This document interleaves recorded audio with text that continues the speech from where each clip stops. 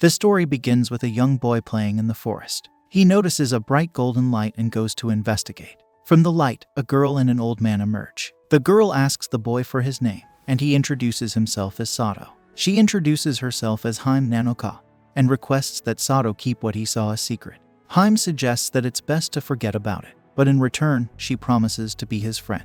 Satou feels a strong urge to protect her and decides to keep that thought with him forever. 10 years pass, and Hime wakes up Satou. She has prepared breakfast for him, and Satou is impressed by the luxurious meal. Hime mentions that it's the start of summer break, and she woke up early without realizing it. Satou recalls that Hime Nanoka is his childhood friend, and she moved into the house next door a decade ago. She lives with her grandfather since she doesn't have parents. Satou notices that Hime has changed a lot since starting high school, particularly her physical appearance, and he playfully teases her about it.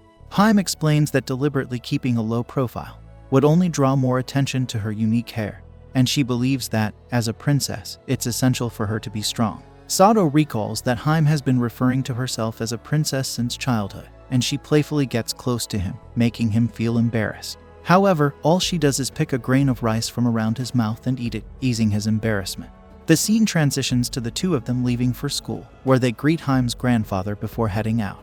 On the way, Hime inquires if Satou's father is still not home, and he explains that his father won't return until after summer break.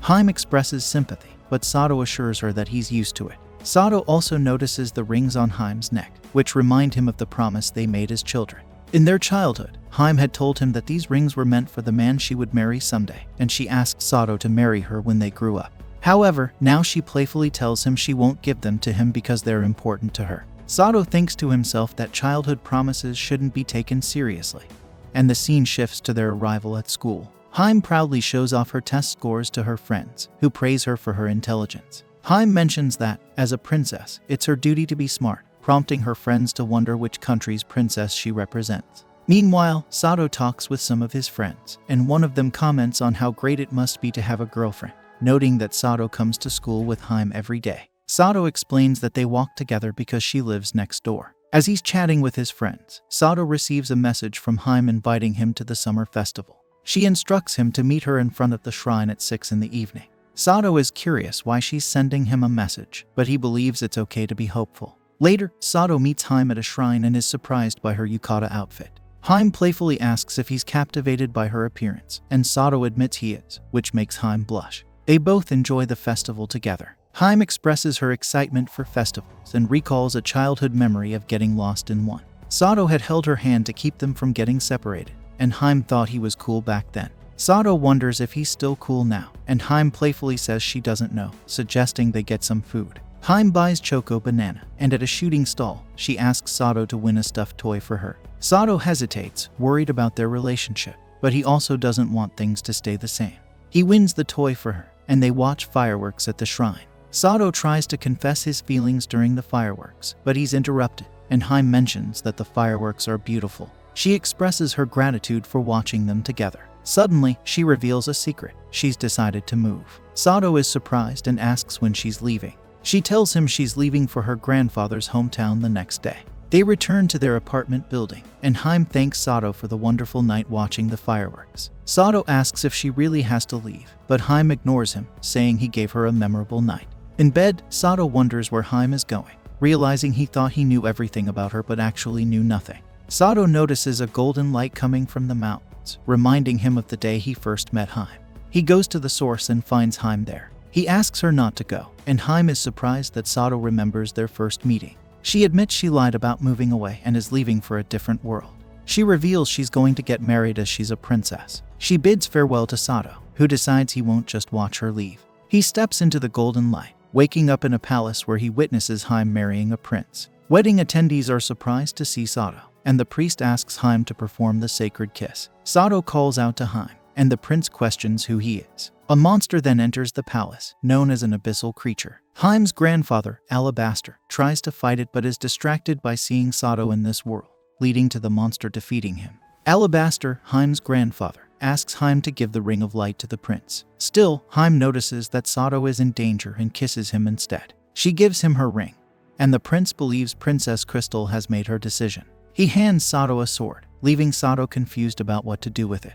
The monster approaches him, and the sword and ring start to glow. Satou slashes the monster in one strike, then faints. When he wakes up in bed, he asks Hime where he is. Hime informs him they're in the royal couple's bedchamber, and she explains they shared the kiss of the oath. Satou wonders if this means Hime loves him.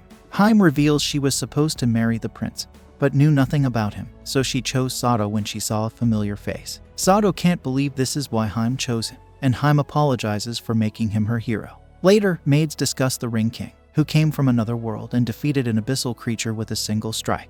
Later, Satou meets with some important people in the palace. They whisper about how the wedding was supposed to make the relationship between the Empire and the Kingdom of Light stronger. They worry that when the king finds out, he'll be very angry. The prince, however, explains that the man chosen by the Ring Princess is the Ring King, the savior of the world. Both he and Satou are just following their destiny to save the world, regardless of what the king thinks. People in the room gossip about how the second prince is very proud of himself. Alabaster, Hime's grandfather, clarifies that he brought the Ring King here because they wanted to meet him. He introduces Satou to the entire kingdom, and Satou feels nervous being in the spotlight. Alabaster asks Satou to say something, and Satou notices the cheering crowd. Alabaster tells Satou that everyone has been waiting for the Ring King, and he represents hope for their world.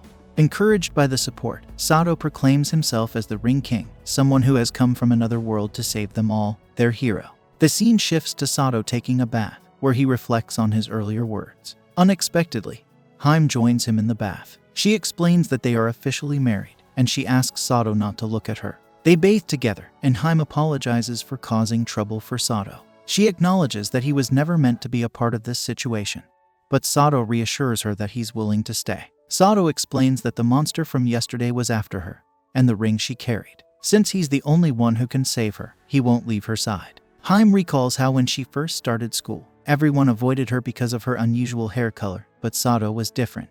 He came to her rescue, and she thanks him. Satou, with a mischievous glance, attempts to sneak a peek at Hime's chest, but she covers herself and says that royal family weddings are merely formality. She insists that she only made him her husband by accident, and he shouldn't feel responsible. Satou agrees but expresses his happiness at being chosen by Hime. She asks if he likes her a lot, and he confirms it, calling her his most important friend. They hear bells ringing outside and wonder what's happening. Rushing to the palace gate, they discover that soldiers are speculating about their activities in the bedroom.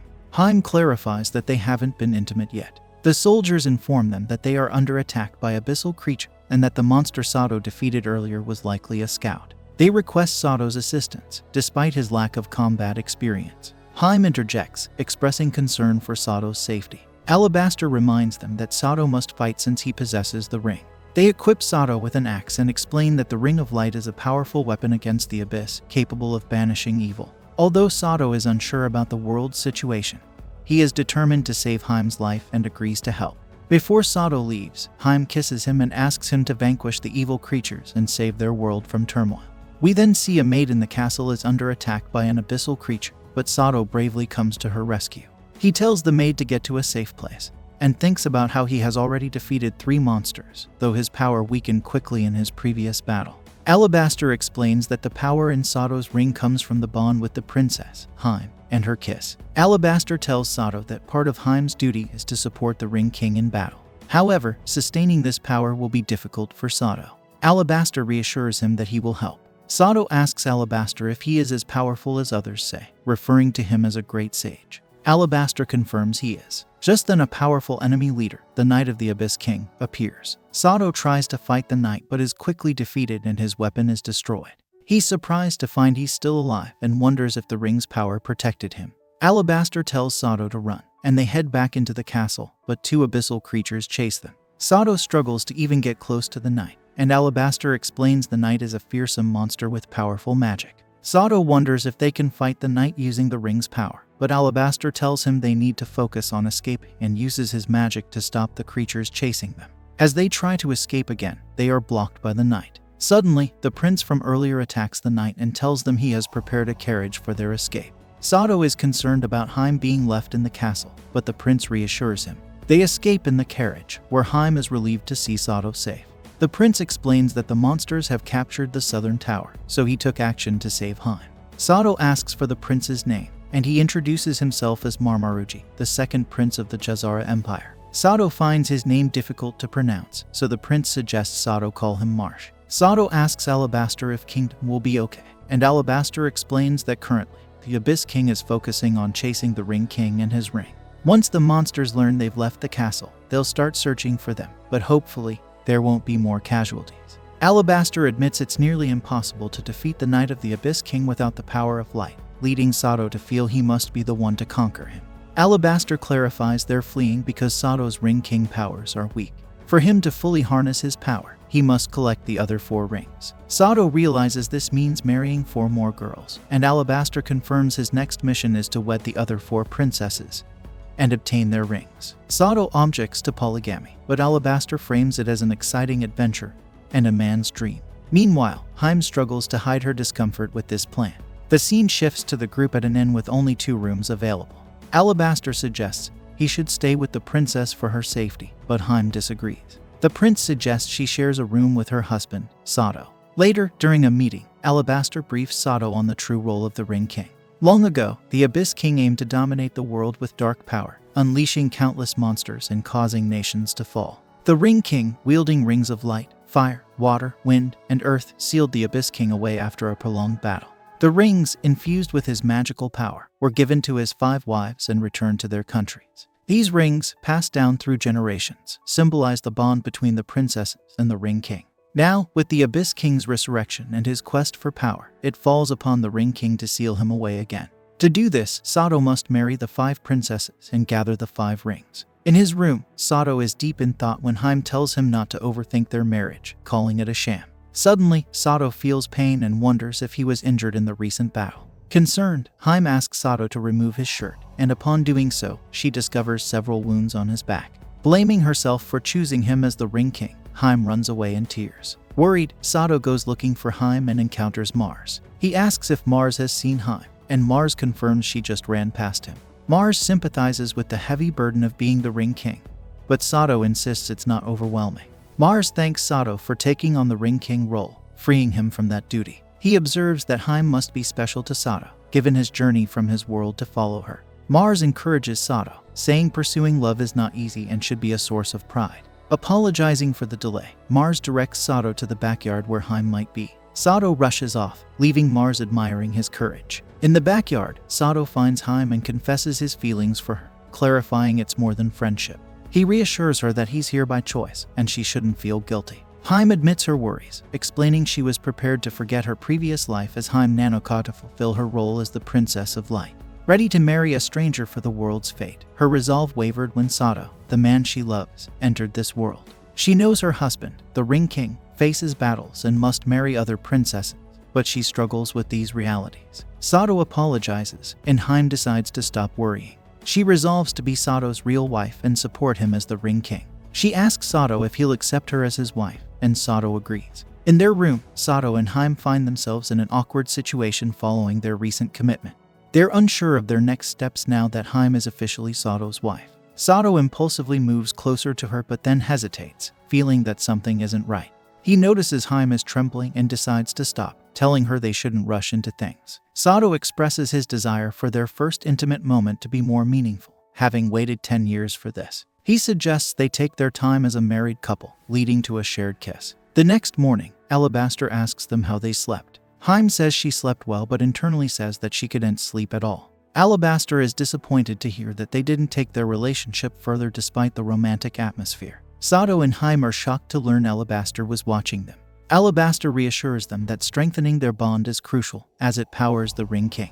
Mars arrives, bringing Satou and Hime cloaks to blend into their surroundings. Alabaster then announces their next destination is the Elf Country, known as Lanka of the Wind, where the Ring of Wind, an elven heirloom, is located. He teases Satou about the elves' renowned beauty, but Hime reminds him that she is Satou's true wife. Elsewhere, in Lanka, the elven princess expresses her disdain for the Ring King. Alabaster recounts that Lanka, a hub of knowledge, was once a sacred place. However, 50 years ago, a gust barrier appeared around it, changing the nation. Alabaster recalls visiting Lanka before the barrier existed. As Satou and the group approach the barrier, a bear-like creature attacks them. With no escape route due to the barrier, they find themselves running from the wild animal. Satou hears a voice guiding them to safety, leading him and the others into a tree. The barrier then sweeps the bear away. They meet the owners of the voices and realize they are elves. Alabaster thanks the elves for their help and starts explaining their situation. But Satou interrupts, revealing he is the Ring King in search of their princess. Hime quietly scolds him, noting that not all nations with rings are eager to join their cause. The elves agree to escort them to the palace but warn that things might not go as expected. The elves explain they must travel through the roots of a giant tree to reach Lanka, admitting the narrow path is inconvenient but keeps large beasts out of the city. Once in the city, they are taken to the throne room, where they find the throne empty. Hime then spots the princess hiding behind the throne. Satou introduces himself as the Ring King from another world to the princess. She inquires if Satou is married and have they already done it. Hime is shocked by the princess's blunt question, but the princess clarifies she's referring to a kiss. Satou confirms he has kissed, prompting Hime to assert that Satou already possesses the Ring of Light. She urges the elven princess to follow tradition and grants Satou her ring to help defeat the Abyss King. The elven princess, finding the idea of kissing too gross, runs away, leaving Satou surprised by her reaction. This brings an end to our episode. If you enjoyed it, then don't forget to like, share, and subscribe for next episode.